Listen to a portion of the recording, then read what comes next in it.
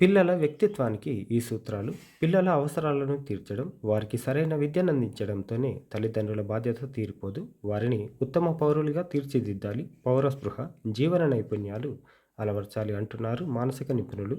అందుకోసమే ఈ సూత్రాలని సూచిస్తున్నారు. నేర్చుకొనివ్వండి. ఏ కష్టం తెలియకూడదని పిల్లల కాళ్ళ దగ్గరికే అన్నీ తెచ్చిపెడుతుంటారు కొందరు తల్లిదండ్రులు. ఇలా చేస్తే వారంతట వారు ఏ పనైనా చేయాల్సి వచ్చినప్పుడు ఇతరుల మీద ఆధారపడాల్సి వస్తుంది. అందుకే చిన్నప్పటి నుంచే సీసాలోకి నీళ్లు నింపుకోవడం, పుస్తకాలు, చెప్పులు సర్దిపెట్టుకోవడం, ఇంటి పనుల్లో సాయం చేయడం వంటివి అలవాటు చేయండి. ఇవన్నీ మొదట కష్టంగా ఉన్నా ఏ పనైనా సమర్థంగా చేసుకోగల సామర్థ్యం వారికి అలవడుతుంది.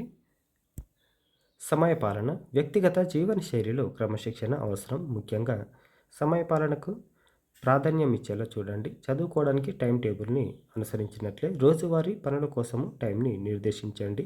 టైంకి భోజనం చేయడం, రాత్రి త్వరగా నిద్రించడం, ఉదయాన్నే త్వరగా లేవడం, వ్యాయామం వంటి అన్నింటికీ ఓ పద్ధతిని అలవరిస్తే సరి. మీరు ఇది చెయ్యి, అది చెయ్యి అంటూ వెంటపడాల్సిన అవసరం ఉండదు. బాధ్యత పిల్లలు ఏ పని చేసినా దానికి సంబంధించిన బాధ్యత వారే తీసుకునేలా అలవాటు చేయాలి. అయితే మొదట ఈ గుణాన్ని మీరు అలవర్చుకోవాలి. మిమ్మల్ని చూసి చిన్నారులు అనుసరిస్తారు. ఒకవేళ ఎందులో అయినా పొరపాటు జరిగినా అరవడమో తిట్టడమో చేయకుండా సరిదిద్దుకునే అవకాశం ఇవ్వండి. ఇతరుల సహాయానికి కృతజ్ఞత చెప్పడం, తోటి వారిని కలుపుకొని వెళ్ళడం, చేయలేని పనులకు క్షమించమని అడగడం వంటివి చిన్నప్పటి నుంచే అలవర్చాలి. భావోద్వేగాల నియంత్రణ భావోద్వేగాల నియంత్రణ తల్లిదండ్రులను చూసే పసివాళ్ళు నేర్చుకుంటారు.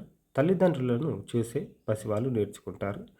పట్టలేని కోపం, బాధ, ఏడుపు వంటివి మనల్ని అదుపు తప్పేలా చేస్తాయి. దానివల్ల కలిగే నష్టాలు అధికమే.